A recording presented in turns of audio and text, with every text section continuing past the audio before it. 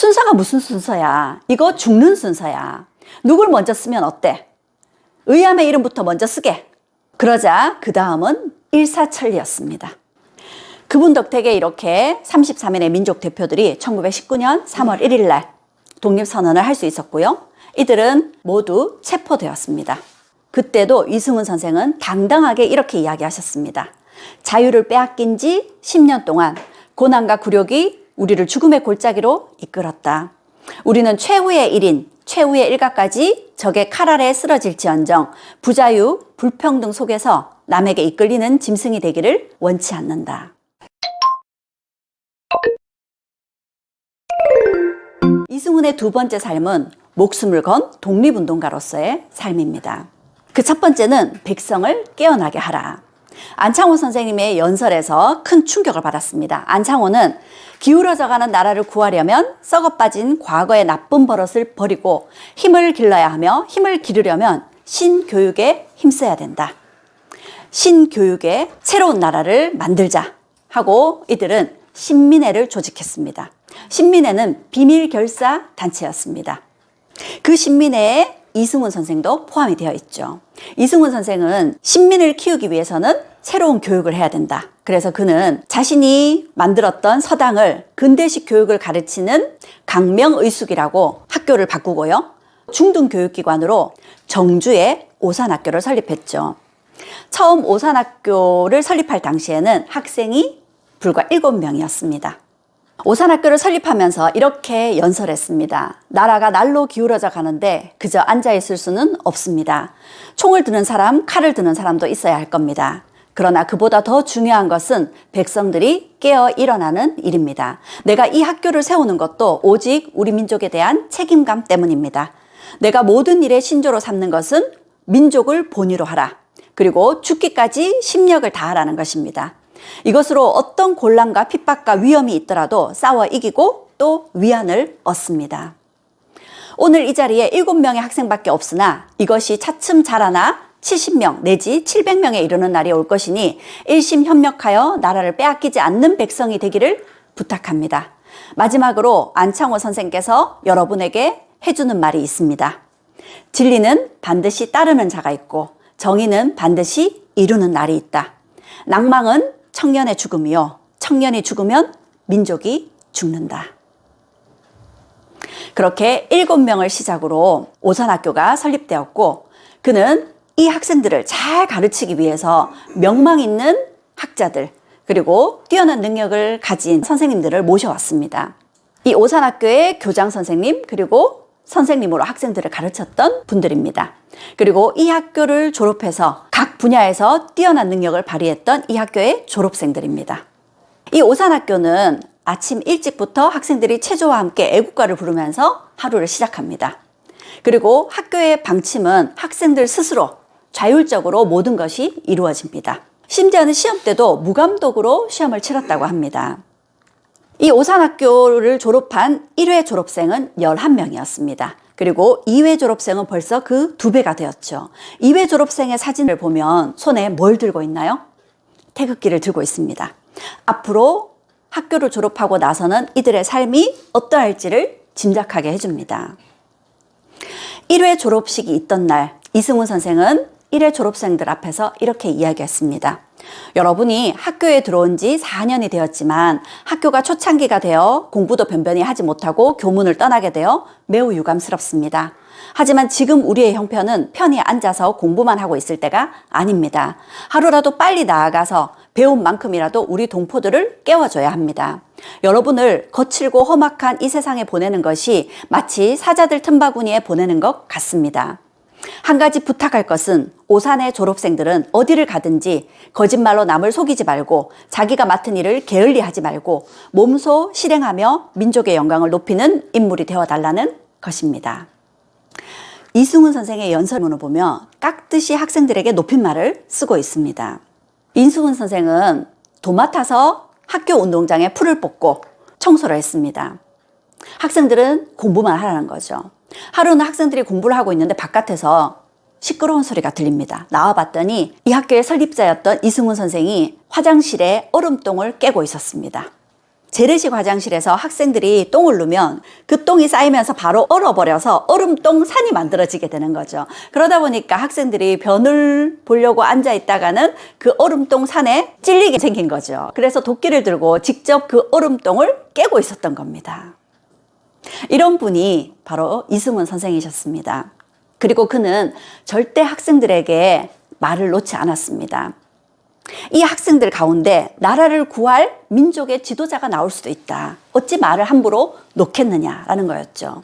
그래서 이 학교 선생님들도 모두 오산학교의 학생들의 자존감을 세워주기 위해서 말을 다 높여주었다고 합니다.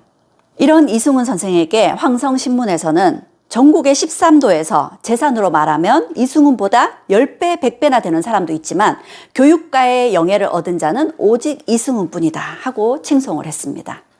이렇듯 이승훈은 새로운 나라를 이끌어갈 새로운 백성을 일깨우기 위해서 자신의 모든 것을 오산학교에 쏟아부었습니다. 뿐만 아니라 신민의 다른 활동으로 평양에 자기회사를 설립해서 우리나라의 민족 자본을 형성하기 위한 상업활동도 열심히 했습니다. 평양에, 대구에, 그리고 경성에 태극서관이라는 서점을 만들기도 했습니다. 태극서관의 서점 광고가 대한매일신보에 실려있는 모습입니다. 이렇듯 그는 신민의 활동을 누구보다 전폭적으로 지지해주고 앞에서 이끌었던 지도자였습니다. 그런 그가 독립운동가로 두 번째 삶의 모습은 종파를 초월해 민족의 혼을 발휘하라 였습니다. 신민회 활동을 하고 있던 이승훈, 하지만 이 신민회는 비밀결사 조직이었습니다. 그런데 우리가 잘 알고 있는 안중근 의사의 사촌이었던 안명근이라는 사람이 독립운동 자금을 모으다가 그만 일본에게 발각이 되었습니다. 이 사건을 안학사건이라고 하는데요. 이 사건에 이승훈 선생도 연루가 되어서 그만 제주도로 유배 보내지게 됩니다. 곧이어서 105인 사건이라는 일본의 데라우치 총독 암살 미수 사건이 터지게 됩니다. 그런데 사실 이 사건은 일본의 자작극이었습니다. 일본이 독립운동을 하는 사람들을 뿌리 뽑기 위해서 데라우치 총독을 암살을 했다라고 사건을 조작해서 사람들을 무차별로 체포해 갔던 겁니다. 600여 명이 체포되었습니다. 그 중에 105명이 실형을 선고받게 되죠. 그런데 이 105명 안에 신민회 단원들이 다 포함이 되어 있었습니다. 그래서 이 사건 때문에 신민회는 해산될 수밖에 없었죠. 그런데 나중에 알고 봤더니 이 105인 사건은 일본의 조작이었고 일본은 분명한 증거 없이 사람들의 거짓 자백을 이끌어내어서 이들에게 형을 집행했던 거죠. 105인 사건 당시 이승훈 선생도 10년 징역형을 선고받았습니다. 그런데 일본이 신문 과정에서 잘못이 드러나게 되면서 6년 징역형을 치르고 나오게 되었죠. 그리고 그는 이 사건이 있기 직전에 기독교에 입교하게 됩니다. 지금부터 11년 전 신자가 되었고 정주군 오산교회에서 목사 정기정으로부터 세례를 받았다라는 기록이 나옵니다. 1908년쯤에 기독교에 입교한 것으로 보여집니다. 기독교에 입교하게 되면서 곧 감옥에 갇히게 되었는데 그 감옥에서도 이런 신앙생활 덕택에 잘 이겨낼 수 있었던 것 같습니다. 감옥에 있으면서 그는 이런 생각을 했답니다. 감옥이란 이상한 곳인걸. 강철같이 굳어서 나오는 사람도 있고 썩은 겨룹대처럼 흩어져서 나오는 사람도 있거든. 감옥에서 하나님이 내 머리 위에 계신 것 같았어. 수감자 중에 제일 초신자였는데 제일 위로를 받은 모양이야. 전에는 믿는다는 것이 밤알을 통째로 물고 어물거리는 것 같았는데 이제는 발가 먹는 것 같다. 이제 종교가 뭔지 조금 몸에 와닿는다는 거죠. 그는 감옥에 갇혀 있으면서 누구보다 열심히 성경책을 읽고 신앙생활을 했고 그게 그에게는 큰 위로가 되었던 겁니다. 6년 징역형에서 추록하자마자 그는 평양 신학교에 입학을 하게 됩니다. 그때 나이가 52이었습니다. 그곳에서 기독교 여러 인사들과 많은 교류를 하게 되죠. 그러던 차에 1918년 1차 세계대전이 끝나갈 무렵에 민족 자결주의가 나오고 국제정세가 급변하고 있었습니다. 그때 여운형 선생이 이승훈 선생을 찾아왔습니다. 여운형 선생은 신한청년단이라는 걸 만들어서 국제적으로는 파리 강화회의에 우리나라의 독립청원서를 제출하고 또 한편으로는 국내에서 독립운동을 전개해야 된다. 이런 제안을 해왔던 거죠. 여운형 선생의 이 제안을 받자마자 이승훈 선생은 뛸 듯이 기뻐했다고 합니다. 내가 해놓은 일 없이 죽을 줄 알았더니 이제 죽을 자리를 얻었다. 되었다.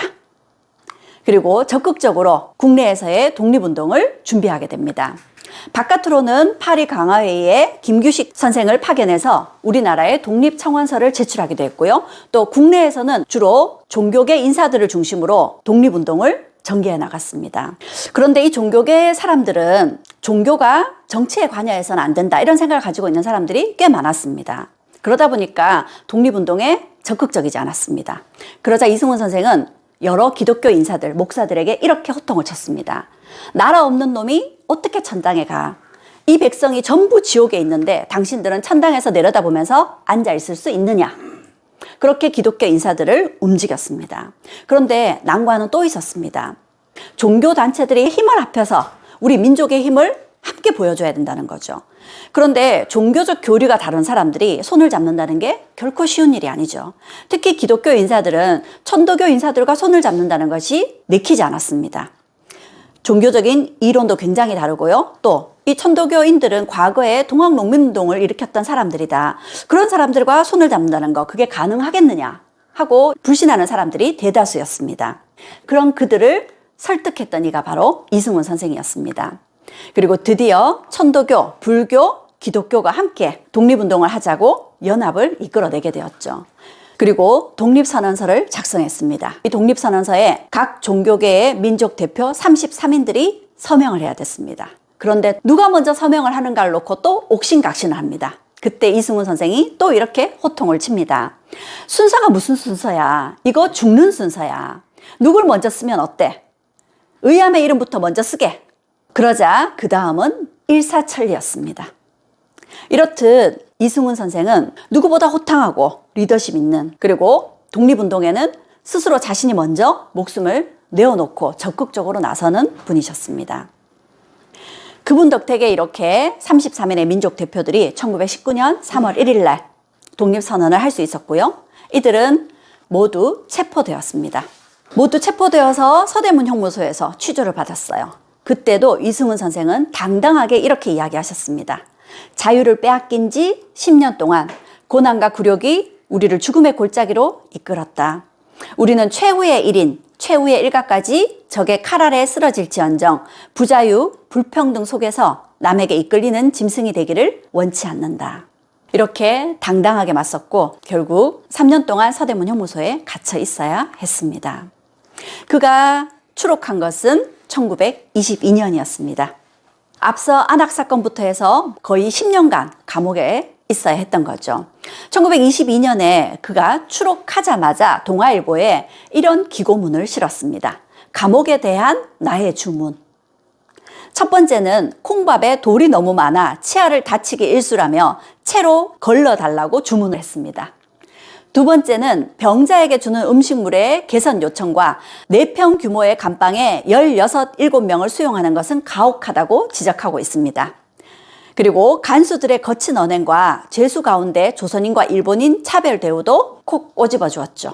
그리고 그는 33인의 종교계 대표들을 중심으로 한 민족 대표로 3.1 만세운동을 준비하면서 만해 한용운 선생과 가깝게 지내게 됩니다. 이승훈은 기독교 신자인데요. 만해 한용운 선생과 가깝게 지낸다는 것이 다른 기독교인들에게는 못마땅하게 보였습니다. 그래서 이를 두고 비난을 하자 이승훈 선생이 또 이렇게 이야기를 하십니다. 나라가 있어야지 종교가 있지. 그럼 일본이 종교만 인정하면 일본이라도 상관없는 거 아니냐. 제발 경솔하게 종교부터 따지지 마라.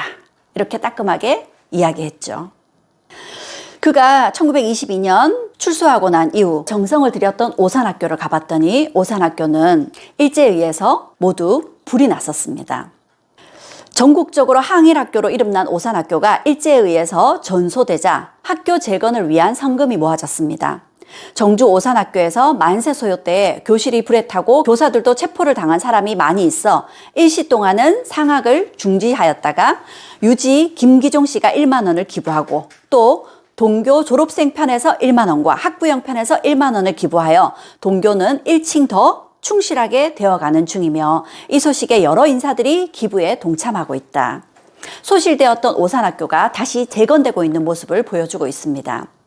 추록한 이승훈 선생 역시도 자신이 심혈을 기울였던 오산학교의 운영에 다시 집중하게 되었죠. 목숨을 건 독립운동가로서의 그의 삶, 마지막 이야기는 마지막까지 목숨을 걸어라입니다. 그가 추록한 것이 1922년이었습니다. 이 시기 조선에서는 평양을 중심으로 조만식 선생의 물산 장려운동이 활발하게 일어나고 있었습니다. 이 물산 장려운동이라는 건 조선의 것으로 먹고 입고 살자는 겁니다. 쉽게 얘기하면 국산품 애용운동이었죠. 이런 물산 장려운동에서도 적극적으로 참여하면서 사람들 앞에서 연설을 하셨습니다. 그리고 또 1920년대에 있었던 조선 밀립대학 설립운동. 우리나라의 많은 인재들을 키우기 위해서는 우리도 대학이 있어야 된다는 거죠. 그래서 밀립대학 설립운동에도 적극적으로 참여하셨습니다. 그리고 1927년에는 신간회에도 참여하게 되는데, 신간회는 당시 사회주의 계열과 민족주의 계열이 이런 이념을 뛰어넘어서 함께 손을 잡았던 가장 거국적인 독립운동 단체였습니다. 이 신간회에서도 활발히 활동을 하셨죠.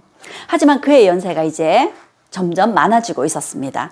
1930년 이승훈 선생이 보여준 많은 업적들을 두고 오산학교에서는 그를 기리는 동상을 세우자고 합니다. 이렇게 오산학교 앞에 이승훈 선생의 동상이 세워졌습니다. 그때 그의 나이가 67세였습니다. 이승훈 선생은 자신의 동상 앞에서 이렇게 겸손하게 이야기했습니다.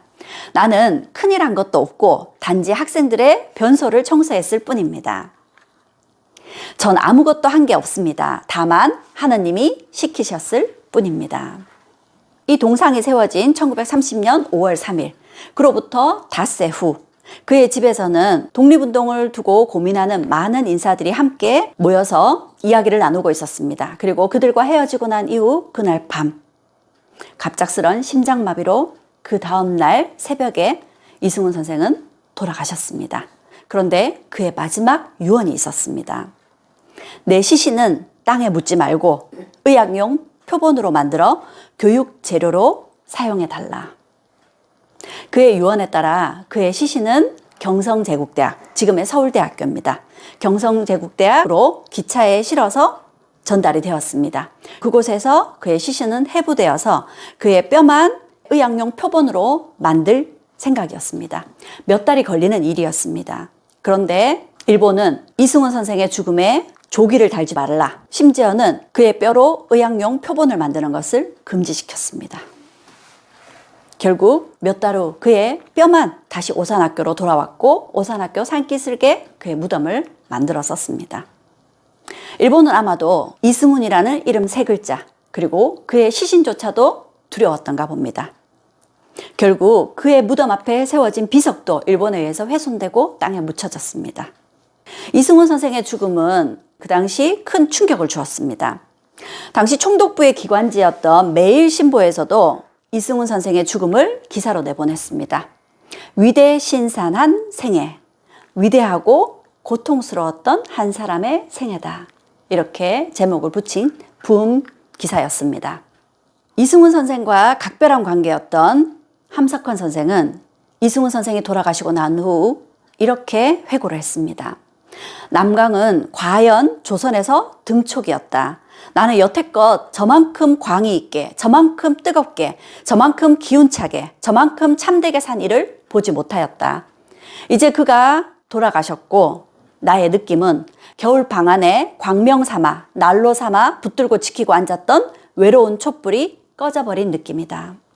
진정한 조선 사람을 고른다면 그는 제일 먼저 뽑혀야 할 일인이다. 제가 남강 이승훈 선생의 삶을 쫓아가 보면서 그가 한 말씀 중에 가장 가슴에 와닿는 말이 있었습니다. 우리가 할 일은 민족의 역량을 기르는 일이지 남과 연결하여 남의 힘을 불러들이는 일이 아니다. 나는 씨앗이 땅속에 들어가 무거운 흙을 들추고 올라올 때 제 힘으로 들치지 남의 힘으로 올라오는 것을 본 일이 없다. 그렇지 않나요? 씨앗은 힘들지만 스스로의 힘으로 무거운 흙을 들치고 올라옵니다. 그런데 우리 삶은 어떤가요? 가능하면 쉽게 가려고, 가능하면 누군가의 도움을 받아서 더 높이 올라가려고 그런 요행을 바라고 사는 모습들을 많이 보게 됩니다. 참 부끄러운 모습이죠. 지난 세월 우리가 얼마나 무거운 흙을 들치고 올라와 싹을 틔웠는지 잊지 말았으면 좋겠습니다. 왜냐하면 우리에게는 언제나 그랬듯이 아무리 무거운 흙에 눌려도 그 흙을 들치고 올라와 싹을 틔울 힘이 있기 때문입니다.